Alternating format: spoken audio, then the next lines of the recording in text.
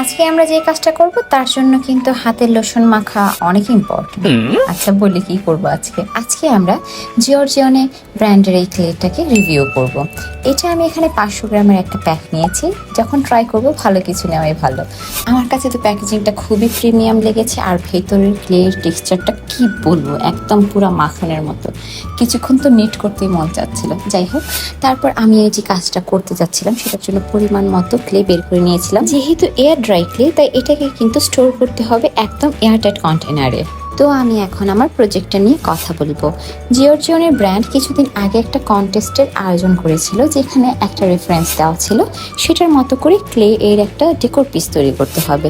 তো আমি কাছাকাছি একটা থিম রেখে তারপর বাকিটা আমি আমার নিজের মতো করে সাজিয়ে নিয়েছিলাম, যেখানে আমি এলইডি লাইট ব্যবহার করেছি। কিভাবে করেছি সেটা তোমরা সামনে দেখতেই পাবে। তো প্রথমে আমি ক্লে নিয়ে কথা বলি। এই ক্লেটার টেক্সচারটা যেমনটা আগেই বলেছিলাম খুবই স্মুথ আর সুন্দর, আর কাজ করা কিন্তু ভীষণ ম্যানেজেবল। এরকম একদম স্টিকিও না। অন্যান্য এয়ার ড্রাই ক্লেগুলো কিন্তু দেখবে অনেকটা স্টিকি হয়, কিন্তু এটা স্টিকি না। আমার কাছে খুব ভালো মনে হয়েছে। তবে হাতটা ময়শ্চারাইজড রাখা কিন্তু খুব ইম্পর্ট্যান্ট, কারণ হাত ড্রাই হয়ে যাবে। আর এগুলো অ্যাটাচ করার সময়, মানে একটা ক্লের আইটেম আরেকটা ক্লের সাথে অ্যাটাচ করার সময় অবশ্যই গ্লু ব্যবহার করবে যে কোনো। আমি প্রথম দিকে গ্লু ব্যবহার না করায় পরে কিন্তু সেগুলো ছুটে যাচ্ছিল। তো এই জিনিসটা মাথায় রাখবে। এবার আসি এটার ড্রাই টেকনিক বা ফর্মুলাটা নিয়ে। এটা খুব দ্রুত ড্রাই হয় না। আমার এই পুরো প্রজেক্টটা শুকোনোর জন্য কিন্তু পুরো 2 দিন লেগেছিল। প্রথম দিন হালকা টান ধরেছে এবং দ্বিতীয় দিন যে এটা ভালো মতো শুকিয়ে গিয়েছে, তবে কোনো ধরনের ফাটল কিন্তু দেখা যায়নি।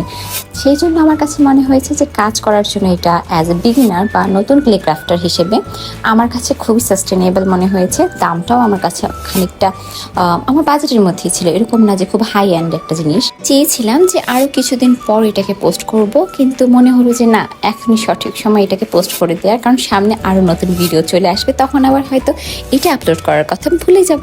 সম্পূর্ণ জিনিসটা রং শুকিয়ে আসার পর তোমরা যে কোনো একটা ভালো মানের ভার্নিশ অ্যাপ্লাই করে নেবে। ক্লেতে ভার্নিশটা কিন্তু খুবই ইম্পর্টেন্ট। ভার্নিশ ছাড়া কিন্তু ক্লের ওপর তুমি যে কোনো ধরনের রঙই ব্যবহার করো না কেন সেটা নষ্ট হয়ে যাবে।